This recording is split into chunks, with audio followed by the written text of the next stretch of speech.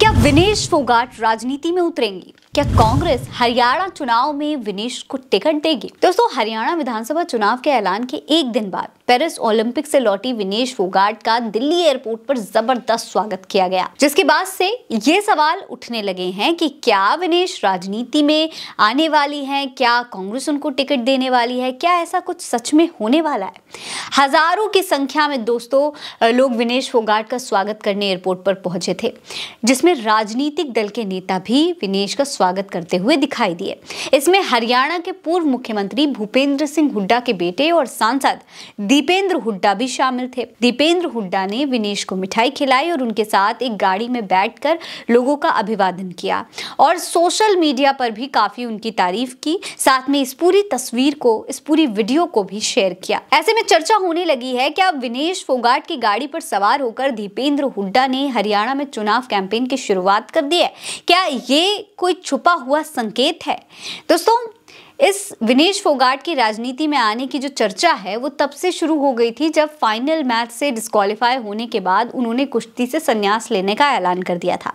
लेकिन हरियाणा चुनाव के ऐलान के बाद उनका इस तरीके से स्वागत किया जाना इस बात की लगभग पुष्टि करने लगा है। सूत्रों की माने तो कांग्रेस चरखी दादरी से विनेश फोगाट को विधानसभा चुनाव में उतार सकती है। हालांकि विनेश कांग्रेस के इस ऑफर को स्वीकार करेंगे या नहीं, ये आने वाले समय में ही पता चल पाएगा, क्योंकि उनकी जो बहन है बबीता फोगाट, वो भी भारतीय जनता पार्टी के टिकट से यहीं से चुनाव लड़ी थी।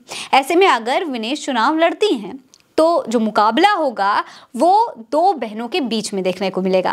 हालांकि पार्टी की तरफ से अब तक इस पर कोई भी बयान नहीं आया है, जबकि इससे पहले हरियाणा के खेल मंत्री संजय सिंह ने विनेश फोगाट को राजनीति में आने का खुला निमंत्रण दिया है। संजय सिंह ने कहा था कि अगर विनेश फोगाट चाहें तो भारतीय जनता पार्टी उनके लिए टिकट पर विचार कर सकती है।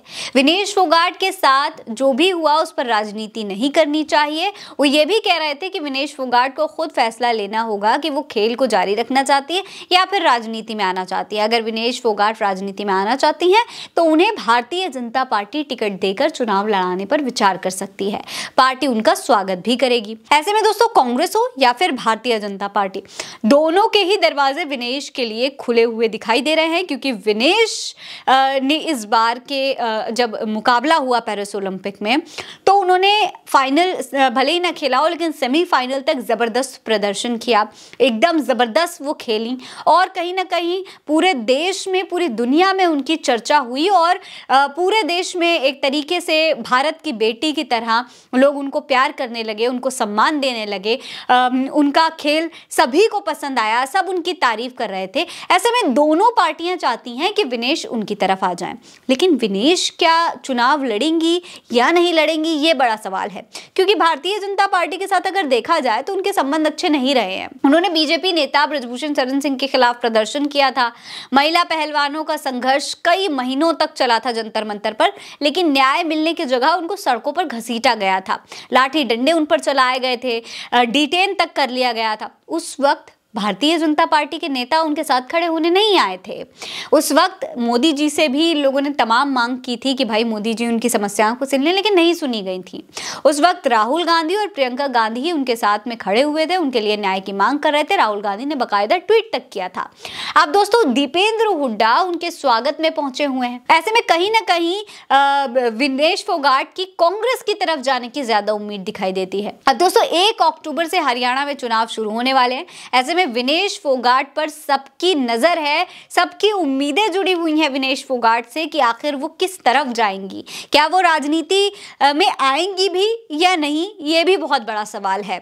इस पर आपकी क्या राय है, हमें कमेंट सेक्शन में लिखकर जरूर बताइएगा। ये खबर आप उल्टा चश्मा यूसी पर देख रहे हैं। नमस्कार।